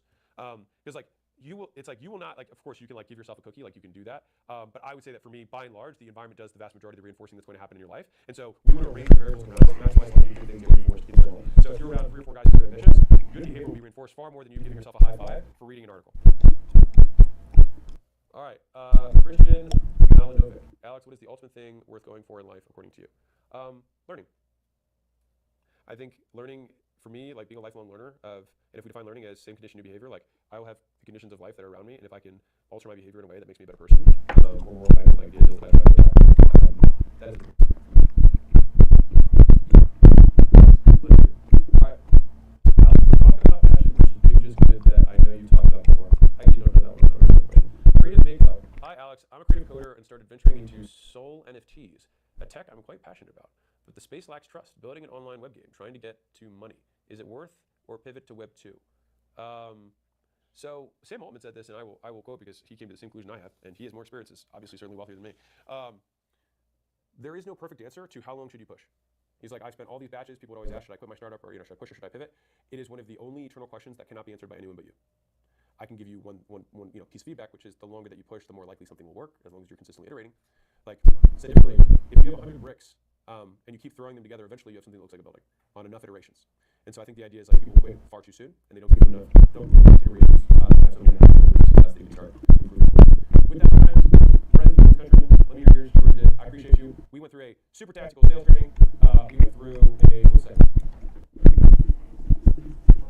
Oh yeah, selling expensive stuff. We did that. We talked about adding an expensive service level to whatever it is.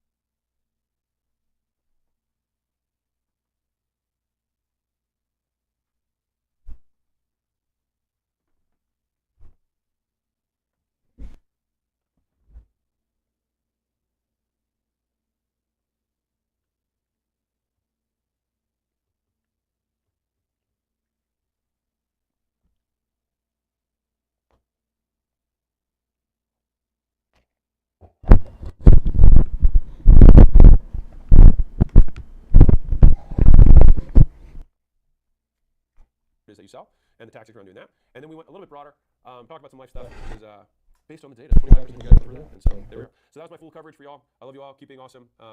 Yeah, thank you guys. For real. Thanks for the day with me. Thanks for being, and I'll see you guys.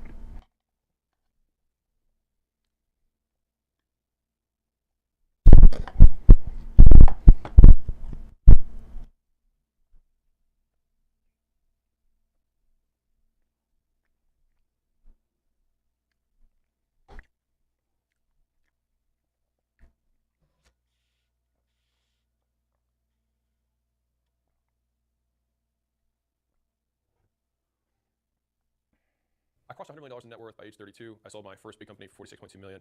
And the reason we're able to do that is because we know how to grow companies. And so now I buy companies at a lower price, I grow them, and then we sell them. And so I want to talk to you about one of the companies we just bought. We bought them a year and a half ago, I think, or a year ago. They had 14 locations, so it was a chain. Brick and mortar, and since then we've gone from 14 to 32 locations. And the reason we're able to do that is because we focus on the sales process. And through a process that I want to walk you through, something that I call the diagnostic sale, we're able to 10x the recurring revenue of the business across all the locations. So before we get into the nitty-gritty of the story, let me just walk you through the steps in the diagnostic process. First is we like to have some sort of pre-sale questionnaire, which the purpose of that is to get more information that arms the salesperson so they know who they're talking to, what their pains are. But from the sales perspective, for them, they also increase their awareness of the problem. Second is we get their information in their credit card, which is key, and I'll explain why later. Third is we want to understand what their current situation is. Where are you at today? Then we have your desired state. So what would you like to be at? And then what's the obstacle? Why aren't you there? And then finally, once we have these big three, we present the desired state and our vehicle to overcome the obstacle, and we tie our price to the way that we're going to get them there.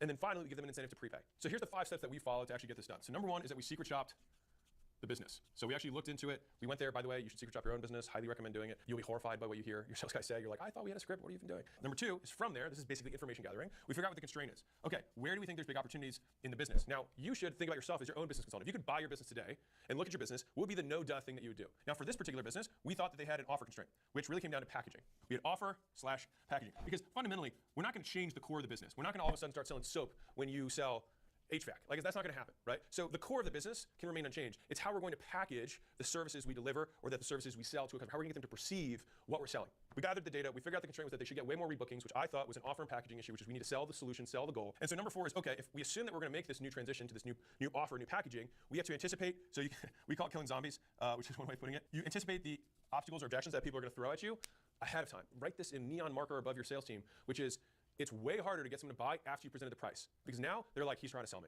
So we have to counter that. Before we become salespeople in their mind, we are a trusted expert, ideally if we're positioned well, and you should be that way. And I like to use the phrase, I always tell my head, you tell your head and you ask the question because it's non-threatening. You're like, huh, that's weird. What changed between then and now? Just so I understand. Then they can tell you, rather than be like, you said that your husband says he supports you. You can't say that, now you have to buy.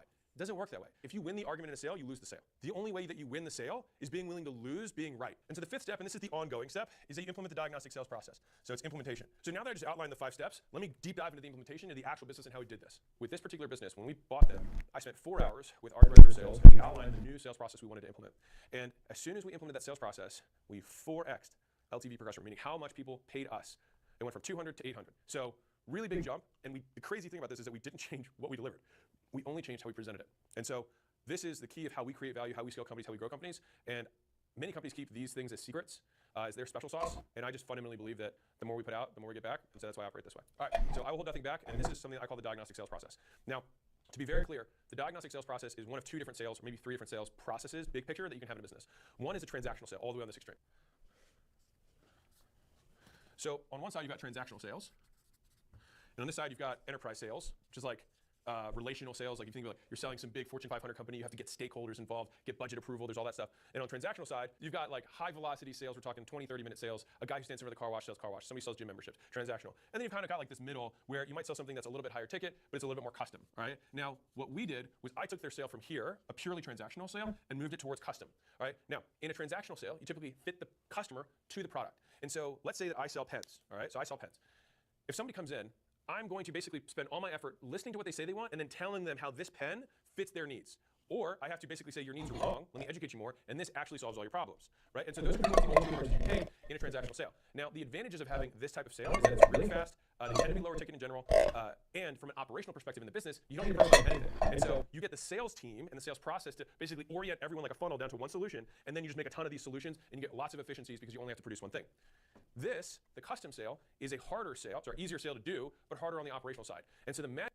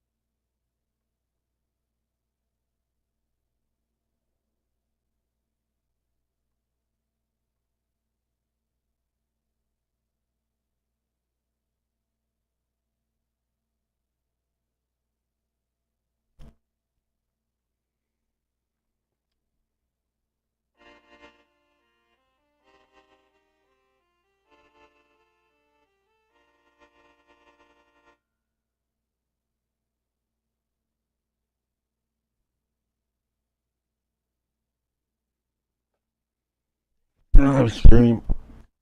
Oh, it's been 100 minutes. What am I currently working on?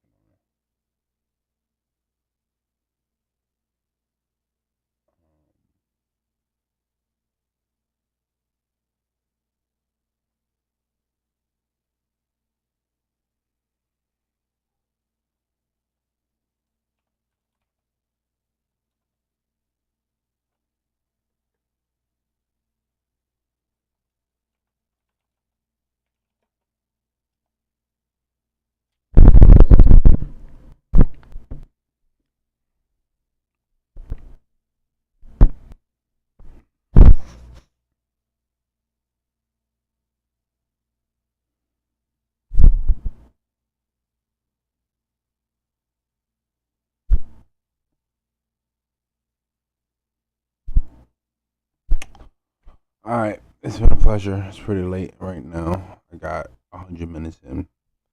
It's about 1 a.m. Now it's like 12:54. I'm beat.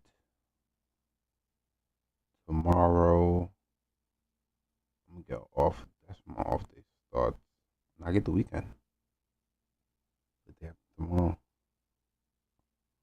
So I think I'm gonna shoot for 12 hours on Saturday. I'm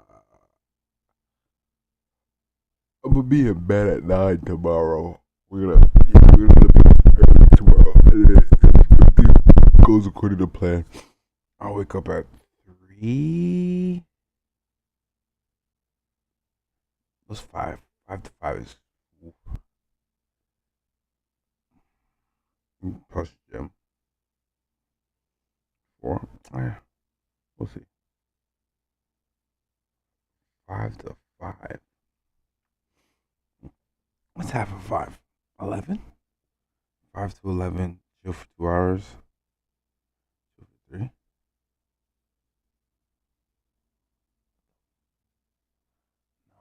do you say it?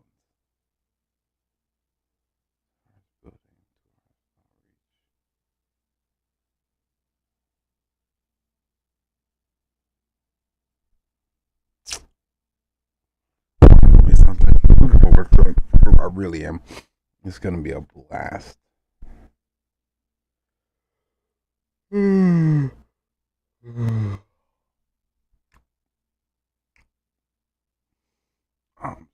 so tired. Coffee.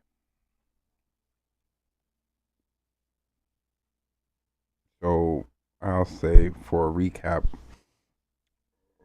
I was working on the email verification notifications, verify email notifications for appointments. Yeah, we got 2 of the 5 phases completed. Phase 1, set up email service. Phase 2, design email template. And then phase 3, which is going to configure make automation. And then add customer email collection. And then test the validation. Oh no, I've been stuck on the create a user's dashboard for a minute.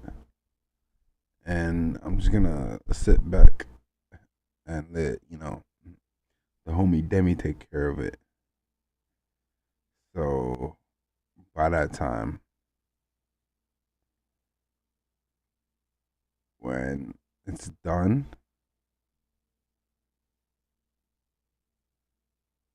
I don't know. But that's really it. Oh, we can't leave the night without reading our chief aim, that's for sure.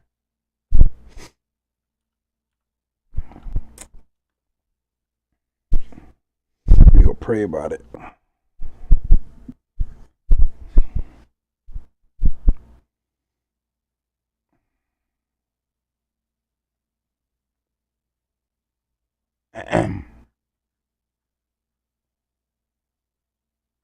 This is the Myron Golden version. By the grace of God, I, Zberry, am appointed to build Yapper AI automation. a business that produces $1 million in profit within 1 year. This is not mere ambition, it is divine assignment. To bring order where confusion resides, I serve business owners through intelligent automation, answering every call, booking every job, multiplying every opportunity because I serve faithfully, increase flows continuously. I declare the client's contract. Oh, my body is a temple of discipline and strength. 240 pounds by January 2026. A visible testimony of obedience. I declare clients, contracts, and capital are already prepared. I simply walk into faith to receive them. Wealth is a reward of wisdom. Wisdom is the fruit of obedience. And my hands build profits, and my mind builds systems. My spirit builds legacy. Yeah, so that's the prayer. Be